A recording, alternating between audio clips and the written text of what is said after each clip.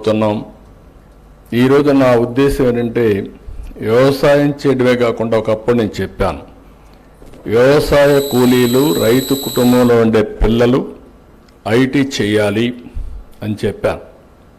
ఈరోజు ఐటీ చేశారు, చేస్తే వాళ్ళందరూ బ్రహ్మాండంగా పైకి వచ్చారు. ఈరోజు అందుకే ఇంకొక మెసేజ్ ఇస్తున్నాను నేను, ప్రతి ఒక్క కుటుంబానికి ఒక ఆంట్రప్రెన్యూర్ కావాలి. One family one entrepreneur. Ratan Tata innovation hub. Ratan Tata ఎందుకు పెట్టానంటే ఆయన చనిపోతానే పెట్టాను. ఎందుకు పెట్టానంటే ఒక స్ఫూర్తి. ఆయన జీవితంలో చాలా సమస్యలు ఫేస్ చేశాడు. వాళ్ళ ఫాదర్ మదర్ డివోర్స్ ఇచ్చుకున్నారు. ఇంట్లో సరిగా చూసే పరిస్థితి కూడా లేకపోతే నాన్నమ్మ అతన్ని పెంచి ఎక్కడికక్కడ నర్చర్ చేసింది. అక్కడి నుంచి ఒక కంపెనీని ఉన్నత స్థాయికి, ఈరోజు టాటా అంటే most respectable company in the country. చాలామంది ఏమనుకుంటే గవర్నమెంట్ సపోర్ట్ ఉంటేనే పనులు అవుతాయి అనుకుంటాం, సంపద సృష్టిస్తాం అనుకుంటాం.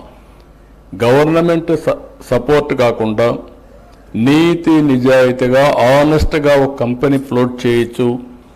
బెస్ట్ కంపెనీని మనం సమాజానికి ఇవ్వచ్చని నిరూపించిన వ్యక్తి రతన్ టాటా. అందుకే నేను ఆయన పేరుతోనే ఈరోజు ఇది పెట్టాం. 5 జోన్స్లో 5 ఇన్నోవేషన్ హబ్స్ పెడుతున్నాం. ఆల్ ఇండస్ట్రీస్ పార్కులు తీసుకొస్తున్నాం, కాన్స్టిట్యున్సీకి మినిమం ఒకటని.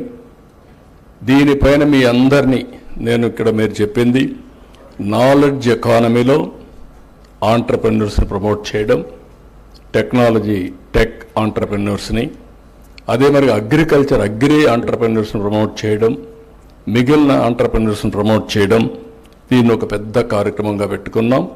అందులో భాగంగానే ఇప్పుడు ఎవరైతే లైవ్ స్టాకిఫై చెప్పారో వారిని పూర్తిగా ప్రోత్సహిస్తాం.